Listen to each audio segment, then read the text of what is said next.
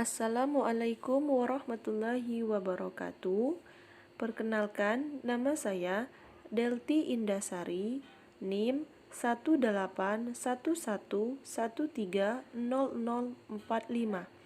kelas 5B Ekonomi Syariah, mata kuliah Sistem Informasi Manajemen, dosen pembimbing Debbie Arisandi MBA.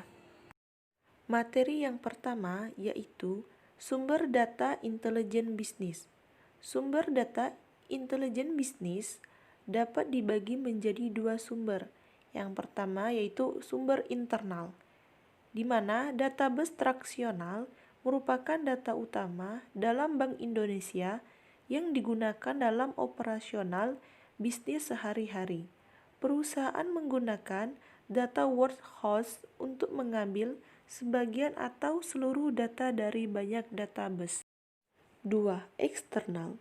Di dalam eksternal ini dibagi menjadi dua, yaitu A. Cloud, merupakan sumber data yang berada dalam server yang berada di luar perusahaan dan bisa dimiliki secara bersama-sama oleh pengguna lainnya dan diakses secara online. B. External database. Berbagai sumber data eksternal yang dapat dibeli atau dimiliki oleh publik secara website, blogs, jaringan sosial, berbagai foto, kumpulan video, forum diskusi, dan berbagai pesan teks yang dapat ditarik oleh aplikasi Bank Indonesia. Pembahasan yang kedua yaitu definisi BI dan tingkat pembukaan keputusan. BI atau Bank Indonesia adalah cara bagaimana organisasi menggunakan aplikasi peranti lunak, teknologi, dan metode untuk mengelola sejumlah besar informasi yang dipergunakan dalam mengambil keputusan berdasarkan data yang bersumber baik dari internal dan data perusahaan maupun sumber eksternal. A. Pengambilan keputusan tingkat operasional, yaitu merupakan keputusan yang paling banyak diambil karena pada level ini staf berhubungan langsung dengan pelanggan dan transaksi rutin. Keputusan ini membutuhkan detail dan informasi terstruktur tentang transaksi aktual sehingga staf dapat melacak dan menindaklanjutinya. B. Pengambilan keputusan tingkat taktikal. Pada tingkat taktikal, staf menggunakan Bank Indonesia untuk mendukung keputusan tingkat manajerial yang mempengaruhi sebuah unit bisnis atau departemennya. Keputusan ini membutuhkan lebih banyak akumulasi informasi untuk dirangkum dalam berbagai analisa guna memonitor keberhasilan dan rencana kerja. C. Pengambilan keputusan tingkat strategis. Pada tingkat strategis, keputusan dipergunakan untuk menentukan arah jangka panjang perusahaan. Pengaruh keputusan akan dapat meliputi keseluruhan organisasi, hingga ke penyedia, pelanggan, dan bahkan industrinya. Pembahasan yang ketiga yaitu analitik. Analitik sering melibatkan pembelajaran data historis masa lalu untuk meneliti tren potensial untuk menganalisis efek dari keputusan atau peristiwa tertentu, atau untuk mengevaluasi kinerja alat atau skenario yang diberikan. A. Deskriptif analitik.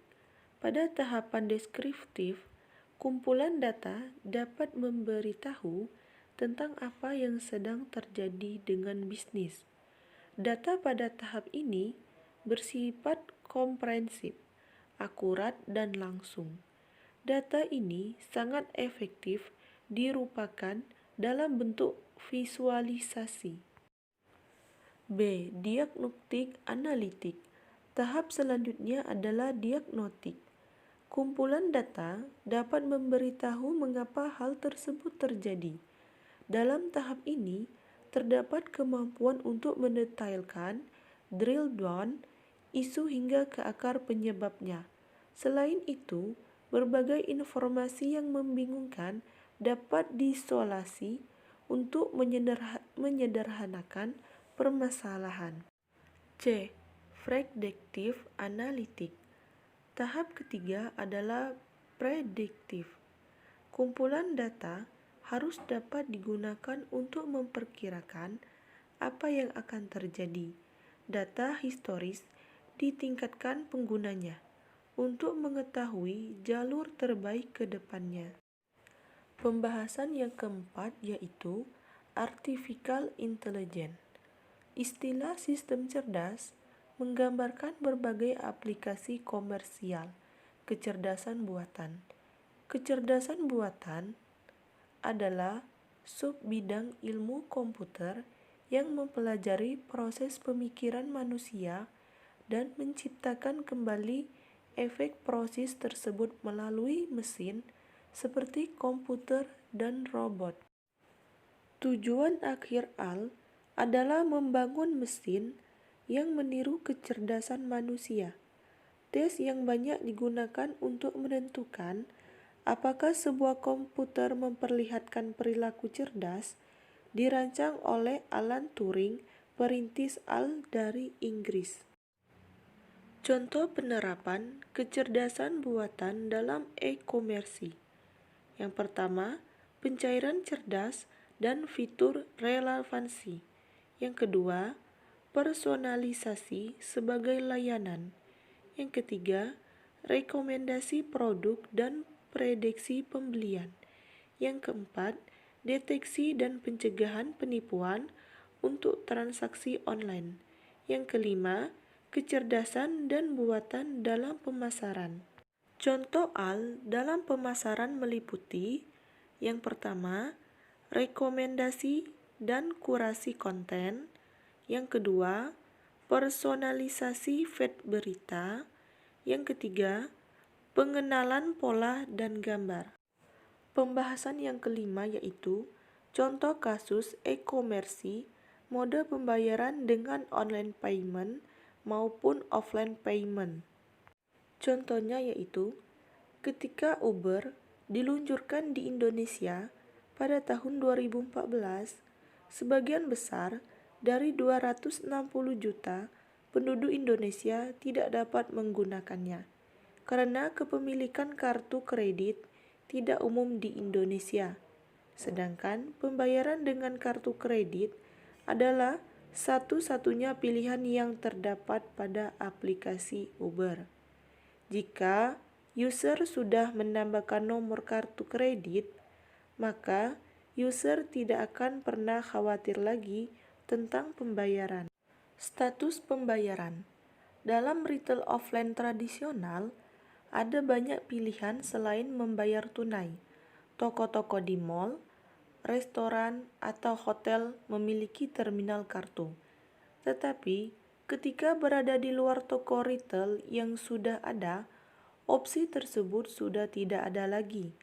Untuk menyelesaikan tagihan seperti listrik, air, atau internet, orang Indonesia menggunakan ATM, perbankan online, atau membayar tunai melalui agen misalnya minimarket. Pembahasan yang keenam yaitu contoh kasus e-komersi, cashback, dan reward. Customer acquisition, mendapatkan pelanggan, merupakan tahapan di mana pelanggan atau customer mencari dan mengumpulkan berbagai informasi mengenai sebuah produk atau layanan. Dilanjutkan dengan mencoba produk atau layanan tersebut, hingga akhirnya membeli produk atau layanan tersebut. A. Cashback. Cara bekerja metode cashback cukup sederhana. Pelanggan hanya perlu mendaftar layanan atau misalkan menjadi pengguna OVO atau GoPay. Lalu kapanpun pelanggan membeli barang atau layanan dari bisnis yang berpartisipasi, mereka menerima kembali persentase yang telah ditetapkan dari harga pembelian tersebut. B. Reward. Reward seperti halnya cashback dalam arti bahwa pelanggan mendapat hadiah karena melakukan pembelian dengan suatu aplikasi. Namun, tidak seperti cashback, reward tidak menawarkan uang tunai untuk pembelian, melainkan mereka menawarkan poin hadiah untuk melakukan pembelian.